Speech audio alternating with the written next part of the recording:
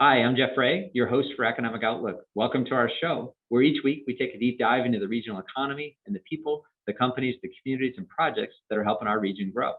This winter, Major League Baseball announced the most sweeping changes in history to minor league baseball. Those changes could have big impacts on communities that have teams. We'll take a closer look at those changes and give you a sneak peek at what's ahead for the South Bend Cubs and minor league baseball here in our region, coming up on Economic Outlook.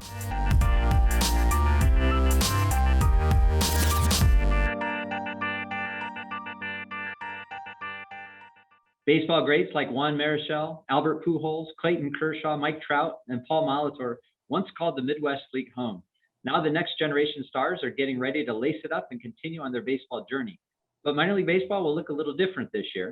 To help you understand all of the changes and what you need to know heading into this season, I'm sitting down today with Dick Nussbaum, the president of the Midwest League, and my co-host George Lepiniotis will be sitting down with Joe Hart, the president and general manager of the South Bend Cubs. Just one other note before we get started here at WNIT, we're respecting social distancing, and as such have both of our guests and our hosts joining us today virtually. Dick, thank you and welcome to our show today. Thank you, Jeff. This is something I look forward to a lot each year. I tell you, it's one of my favorites. Unfortunately, there's never enough time. I'm a huge baseball fan, but I love kind of catching up with what's going on, and especially this year, given changes. And I think back as we've had you before, Midwest League's been around since the 1940s and such. So talk to us just a little bit about, kind of the Midwest League, its history, what's kind of been going on with it. Well, this is kind of a bittersweet year for the Midwest League, Jeff, in this respect. We talked a little bit last year about the changes between Major League Baseball and minor league baseball. And those kind of came to a fruition over the last couple of months. And what it's being sorted out at this point is there's now 43 communities, 43 teams that have been contracted and actually are going to be under a different system. So under what we knew as minor league baseball, affiliated minor league baseball before, there's 120 teams, 12 of which will be in the Midwest League. So we're down from 16 to 12.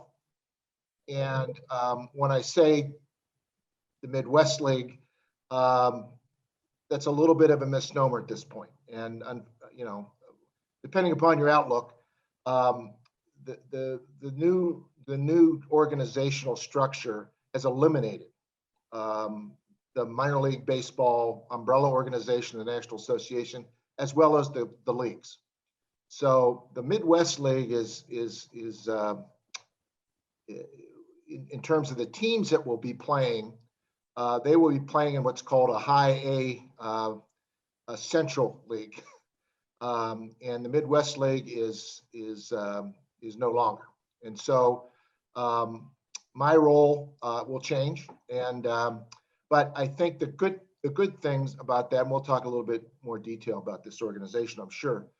But for the fans, they're not going to notice any difference. It's it's a different structure. When you put the COVID plus this structure, it's been a wild couple of years. Let me just say that. Yeah. So the Midwest League started in 1947. Its final season under that kind of rubric will be 2019. And thank God we had the All-Star game here that year. And I've got a picture up on my refrigerator of me and a couple of my grandkids out on the field with the June 17, 2019 on the scoreboard. So that'll be something that I'll always remember with great fondness. That was a pretty special day and really a fun memory here for us. And I love the fact that the comment again, fans won't notice much difference. Let's just back up though for a second, because you mentioned some communities will not have teams affiliated. So I think of like Clinton, for example, which I think has been with you from the beginning, or Kane County, some of this. So maybe just from a high level perspective, talk about why minor league baseball is so important to communities and kind of the impact that it's had, or the influence it's had on development in those communities. Well, Jeff, you probably know better than most the economic impact that minor league teams have from a dollars and cents point, and employment and things along those lines. And we could spend a whole show on that. But I think even more important than that, it gives a community identity. I thought when the South Bend team came into existence in 1988, that it was really a turning point because it gave South Bend, from a sports perspective, kind of its own identity. I of course love Notre Dame, and Notre Dame means so much to our community. But sometimes it overshadows the community itself. And I'm not criticizing anyone for that, but I just thought when you saw the word South Bend on the front of a jersey, it was pretty special for the community. And it's far more than South Bend. It's Mishawaka, it's Goshen, it's the whole region is able to adopt the team and enjoy the play at Four Winds Field. So Dick, the 2020 season had to be scrapped because of COVID. Obviously, these teams and communities rely very heavily on traffic and ticket sales. Right. Talk a little bit about COVID impact, and then maybe look ahead at COVID obviously is still with us, and how it might impact things like the schedule or even protocols this year. Yeah, schedule's very important. Recently, the Major League Baseball released the schedule. They're the ones doing the scheduling now, and as part of the new organization, the maximum number of games will be 132. But this year, given the COVID situation, it's going to be 120, which actually is a little bit better than we thought we were going to get. So the season is going to start May 4th. Obviously, with the COVID protocols, it's not going to be a full stadium, but it seems like spring training games. For instance, there was a game on Saturday in Tampa, the Yankees and the Pirates.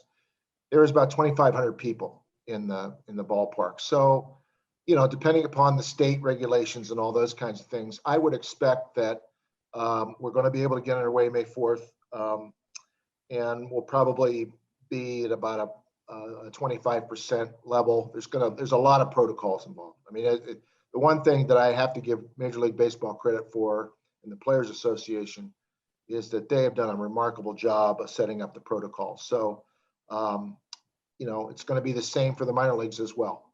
So the intimacy between the player and the fan is not going to be there for most of the season. But, as we've been told by the experts, as the summer comes into play later in the summer, I think we'll be able to get more back to normal with regard to those kinds of things. Dick, you mentioned that the levels are changing. So, in fact, many of the former Midwest League teams moving up to High A. For those who are viewers who are kind of unfamiliar with the different classifications, help us understand, sure, maybe kind of the different levels and what High A means. Sure. As part of this organization, I mentioned 120 teams. That works out mathematically to four levels for each major league team. 30 major league teams, 4 levels. So the 4 levels are AAA, AA, High A, and Low A. There used to be other teams that were called short season A teams. So there's not going to be any more short season teams. They're all going to be full season. And so Midwest League was the lowest level full season. Now it's the next highest level. So the prospects that will be coming through South Bend and the other teams in what was the Midwest League will be better. I mean, I think the play will be better, which is a great thing for our community and the rest of the communities within the Midwest. And it's a pat on the back and a real compliment to the Midwest League and to its various communities that support their teams. Great. So minor league baseball has this challenge of one, developing players ultimately to play in the major league, but also about kind of fan experience in the community and such.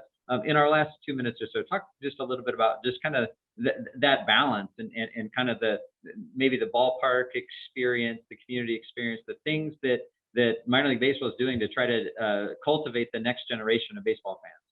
Well, that's at the local level more than anything else. Major League Baseball is most concerned about player development, and there's a lot of behind the scene things that are going to occur at the ballpark that the fans won't really see, like larger locker rooms, better nutritional areas, and better training areas, and those kinds of things. But, you take the South Bend team, for instance, and their role and their goal is to make everybody leave the ballpark with a big smile on their face and want to come back.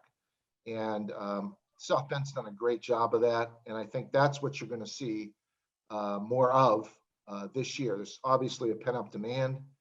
I missed it. I'm sure you missed it. And I'm sure 350,000 people in this community, in this region, missed it. So again, I think that you will continue to see better food, more fun. Certainly, what was a very clean facility is going to be a sanitized facility and socially distanced facility. But like I said, it'll be a great year. It's going to be a terrific year. Sure. Our last 60 seconds or so here, Dick. Midwest League traditionally did well on the fan side of things. Talk about just quickly the trend on baseball fans maybe before the pandemic and whether you think those will come back. Yeah, I think, as I said before, our attendance numbers probably won't be nearly as good because we're going to be limited in how many people can attend. But I think that minor league baseball was on an uptick before the pandemic, and I think that uptick will only increase once this season gets underway and we can get more comfortable with it. And certainly for 2022 and beyond, I would predict that with 12 teams instead of 16, that the 4 million mark, which was attendance of between all those teams, will be hit with 12 teams rather than 16. Great. That's my prediction. Thank you, Dick. Really appreciate the chance to sit down with you each year. Wish we had a lot more time. Appreciate your insight on minor league baseball and what's going on. We'll look forward to a great season of minor league baseball this year. So now for an inside look at what baseball is going to look like here in South Bend at this stadium, let me toss to my co-host, George Lefin-Yotis, for an inside look at what's ahead for the South Bend Cubs. Thanks, Jeff. I'm downtown South Bend at Four Winds Field, and I'm joined today by our old friend Joe Hart, president of the South Bend Cubs. Joe, thanks for being with us. Hey, thank you for having me. Joe, I want to start by saying today's a monumentous day for me. Due to COVID, this is our first field segment in over 6 months. So thanks for being my first back. Hey, not a problem. Love anytime you can show the ballpark, and I was just going to say that I couldn't think of a better place to start over again. So, Joe, I know that my time on TV is not the only thing that was disrupted by COVID, and we're going to get there when we talk about the South Bend Cubs.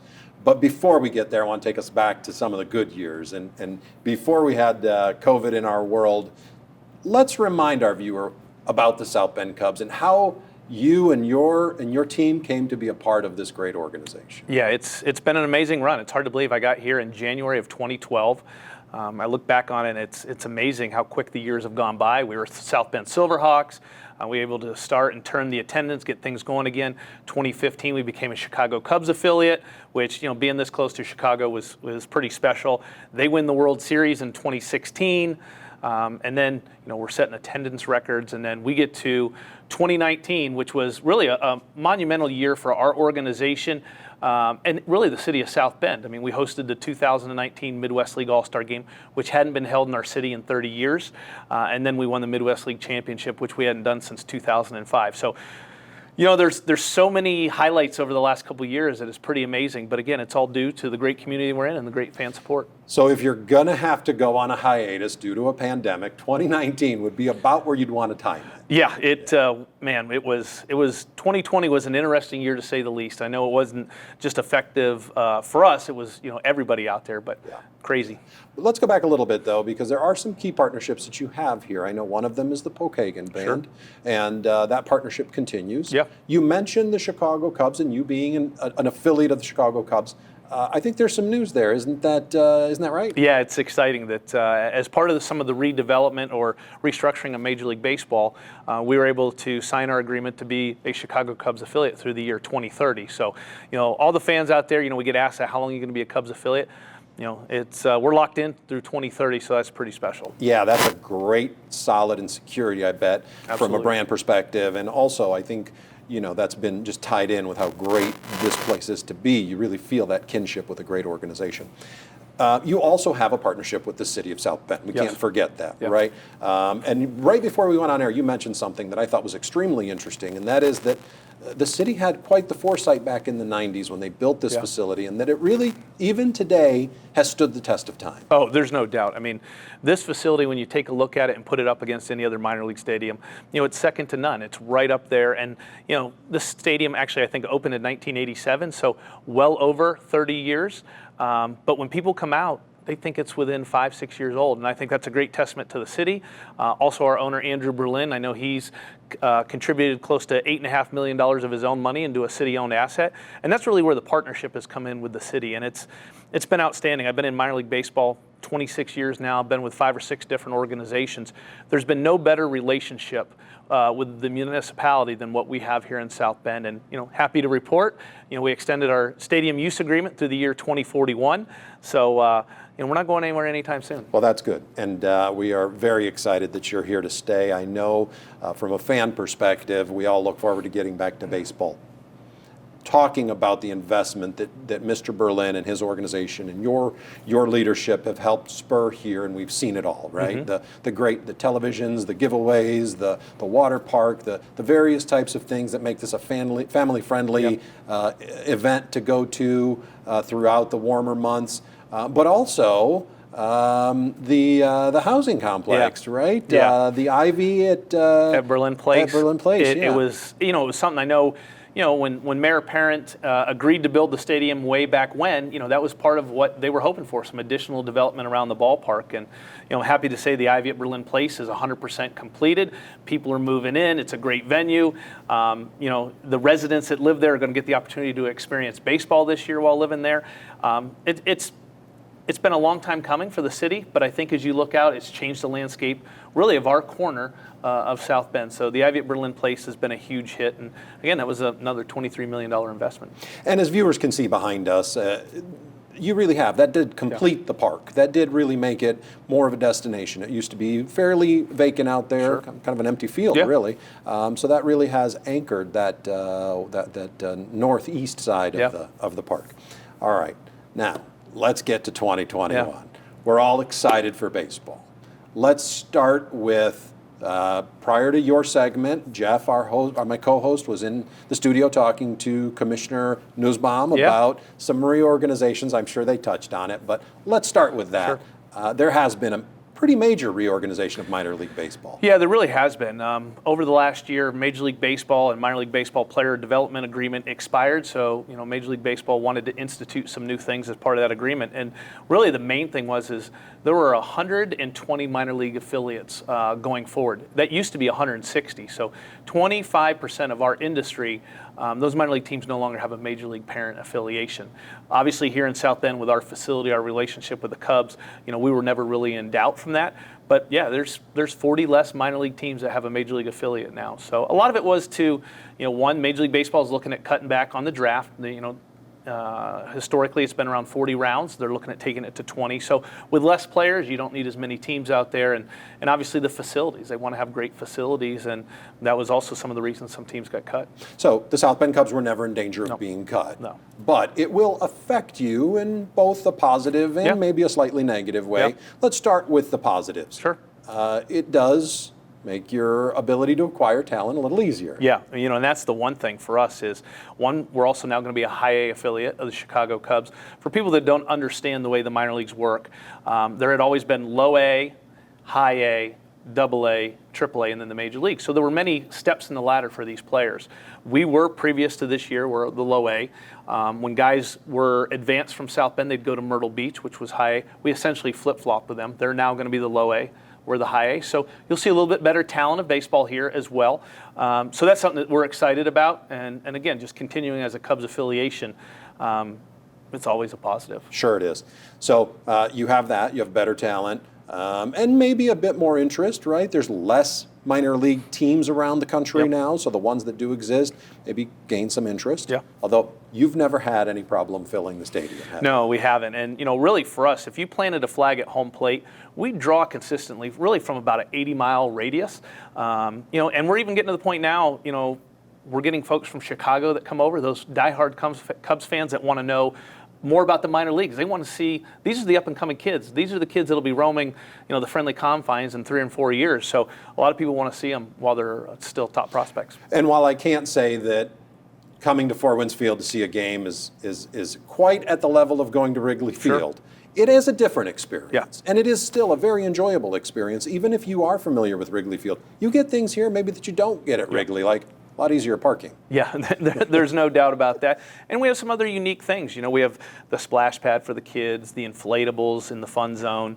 You know, we set up to do here something that you don't really see at a Major League ballpark. When you go to a Major League game, you really go, you sit in your seats for 3 hours, and a lot of your experience is determined by wins or losses. For us, that's not so much the case.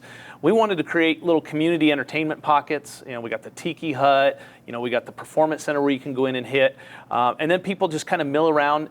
For us, we wanted to create a fun social gathering. Yes, I love when we win, don't get me wrong. 2019 was awesome winning the championship. But at the end of the day, it's more about just providing entertainment and creating memories for families for the long term is what we do. Yeah, and that's what we feel as fans coming into the stadium. Sure. I can tell you that that's generally very well accepted. So great job on that. Now, back to 2021, all right, so you've got a reorganized league, and we've got COVID to deal with. You are going to have some restrictions in May that we from what I understand. Sure. Governor Holcomb still has, and the health department still have some constraints on you. But your hope is maybe by the end of the year to be in full swing. Yeah, absolutely. And you know, at the end of the day, the number one thing I can't stress enough is to our fans, when they come out here, they need to feel safe, and that's our number one priority. You know, we want our fans to stay safe, the players, myself, my front office staff. So we've been working with the health department. You know, even last year during COVID, we hosted several events out here that we could do safe and socially distanced. We did some movie nights that were well attended. So, you know, that's our number one priority. It was always our priority, even before people came out. Now it's just heightened a little bit more. I mean, we had hand sanitizers, we had, you know, restroom attendants. So those were the things that we had been doing pre-COVID, so people can feel safe. But at the end of the day, we'll do what the health department, you know, suggests and recommends, and we'll work with what Governor Holcomb allows us to do. But it is exciting. May 4th is going to be here before we know it. That's our opening day, and I think we're something 355 days since our last baseball game, and that's way too long. Too long, I agree. Now, let's talk about that May 5th date. When a fan is to come to the stadium on May 5th, what can they expect this year? I think the biggest thing is, you know, they're going to still experience South Bend Cubs baseball from what they remember. We worked extremely hard over the 9 years to develop great customer service, good quality of food, great fireworks shows, giveaways. The fan experience is not going to change, and you know, we've been having a lot of Zoom calls with other minor league clubs as we share ideas. And you know, unfortunately, some clubs are making the decision that, you know, they're going to cut back because of the restrictions. You know, if I can't have a full house, maybe I won't do that fireworks show, or it's going to be a much smaller fireworks show. For us, that's not what we're going to do. I mean, this pandemic was not a cause by something our fans did. So when they come out here, they're going to be able to experience everything that they have in the past, but they're going to be able to do it safely. And that's what we're excited about, to still deliver what everybody remembers with South Bend Cubs baseball. Well, and that's exciting, and that's going to help the country and our county and our city and our area get back to a more normal existence. Yeah. No one's ever going to go back to pre-COVID, and we're all going to be a bit more cognizant of our safety and our health. But it'd be nice to experience fun things like baseball. All right, now you and I talked the last time we talked about. You know, how you were getting increased attendance rates, and really kind of what can fans expect this year as far as demand and getting a ticket? Well, I think the biggest thing is, you know, I think it was 2019, I think we had 43 sellouts, which is significant, very exciting for us. I think now with reduced capacities, at least in the month of May, I think it's going to be even more of a challenge to get a ticket to a South Bend Cubs baseball game. But we're going to do everything we can to accommodate as many as possible. And then we'll, you know, kind of reevaluate what we can have from a capacity standpoint as the season goes. I know internally we're kicking around some dates around mid-April in which we'll put individual tickets on sale once we've been able to satisfy and take care of our season ticket holders that have supported us for over the years. It's been a lot of planning. And, you know, typically the off-season's set with planning anyways, but this year's been even more so. There's probably 8 to 10 plans that we've probably put together that we'll never use, which is a good thing, because that means, you know, we're hopefully coming out of COVID and we'll be able to go back to normal as much as possible. But I think the number one word has been flexibility and being able to pivot, and that's what we've been able to do. So to fans, get out there, get on the website, get your tickets early, make sure you understand the regime. Joe, thanks for being with us today. We're out of time, but always a pleasure to be at the ballpark. The only thing I missed was my hot dog and my beer. Absolutely. But I'll get that in May. Soon enough. All right. Thank you. Thanks again for being with us. Thank you, our viewers, for tuning in this week. It is exciting to come back to you and be out in the field, seeing the places, the people, and the organizations that are making an impact on Michiana's economy. On behalf of Jeff Ray, my co-host, as well as our guest, Commissioner Newsbaum, and Joe Hart, thank you for tuning in, and we look forward to seeing you again next week.